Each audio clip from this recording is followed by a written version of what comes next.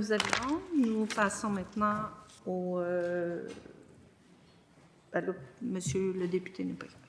Donc, nous passons maintenant à l'opposition officielle. Je vous rappelle qu'il vous reste 5 minutes, 34 secondes, Monsieur le député Jacques Cartier. Madame la ministre, je voulais entendre sur le corridor énergétique annoncé par le Premier ministre du Canada. On parle beaucoup dans cette annonce où le Premier ministre du Québec était présent des pipelines. Selon vous, c'est quoi les conditions gagnantes d'avoir un projet de pipeline qui traverse le Québec de l'ouest du Canada? Comment on va soutenir ce corridor énergétique dans votre avis? C'est une question très importante pour la question de l'énergie au Québec. Madame la ministre. Oui, merci, Madame la présidente. Le député Jacques Cartier évoque un élément important. C'est sûr qu'on est dans un contexte complètement renouvelé en ce qui a trait au développement énergétique Est-Ouest. C'est sûr qu'avec les soubresauts de l'économie américaine, il nous faut considérer le plus grand nombre d'alternatives possibles. Alors, est-ce que le secteur énergétique se prêtera à ce renouveau? Je pense que c'est le côté de l'acceptabilité sociale qui va nous permettre de répondre à cette question. Je pense qu'il était clair. D'accord. Merci. Monsieur le député. Merci, Madame la ministre. Vous avez cité le rapport de l'HEC sur le profil énergétique du Québec. Environ 40% de le pétrole qui est consommé, quand même raffiné ici au Québec, ça vient des États-Unis. Est-ce que vous pensez qu'on est capable de raffiner plus d'énergie, plus de pétrole qui vient de l'ouest du Canada? Est-ce que ça, c'est quelque chose qui peut être souhaitable dans le contexte actuel avec nos voisins américains, où on trouve qu'ils sont un partenaire peut-être moins fiable? Est-ce que nos raffineries ici au Québec sont capables de prendre plus de pétrole de l'ouest du Canada? Madame la ministre. Je crois qu'advenant qu'il y aurait un rehaussement important de l'afflux d'énergie, de pétrole, de gaz venant de l'ouest du pays, il faudrait adapter fort probablement nos infrastructures. Donc, adapter les infrastructures, ça veut dire faire du rehaussement de capacité du côté des infrastructures.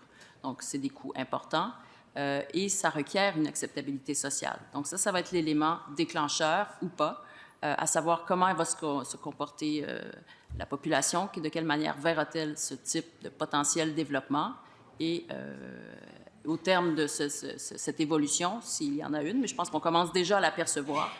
On verra s'il y a lieu de mettre de l'avant des projets, mais encore faut-il que des projets soient déposés aussi auprès du gouvernement.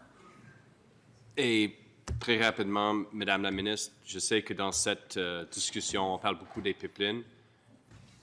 Le Canada a payé beaucoup pour soutenir le secteur pétrolier du Canada.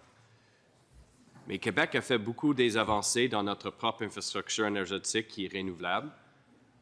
Mais est-ce qu'on a eu notre juste part de la paille canadienne là, en termes de soutenir le développement de notre infrastructure? On sait qu'on lance un gros chantier ici au Québec.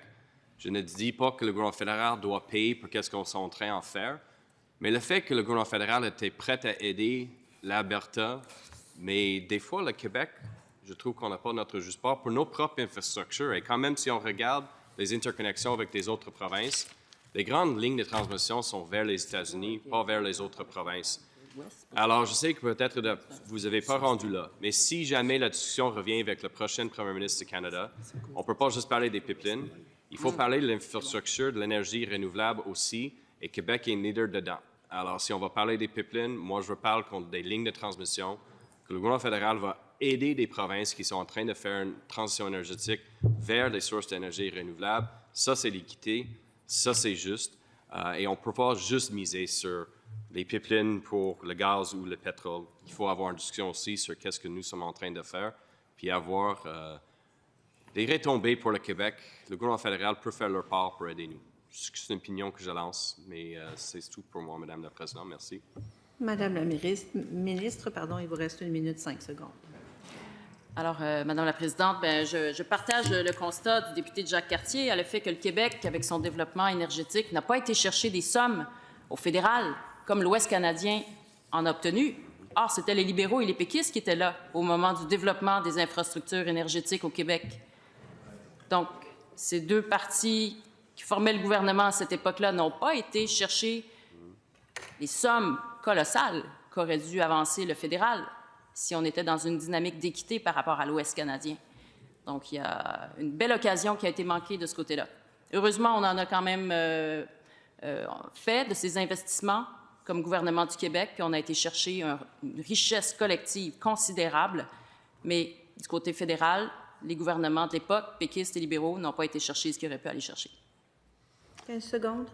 C'est vrai, je rappelle que le premier ministre était parti de ces gouvernements de le Parti québécois, Madame la Présidente. Alors, c'est lui qui a porté la responsabilité aussi, mais quand même, le CAQ est là depuis 6 ans.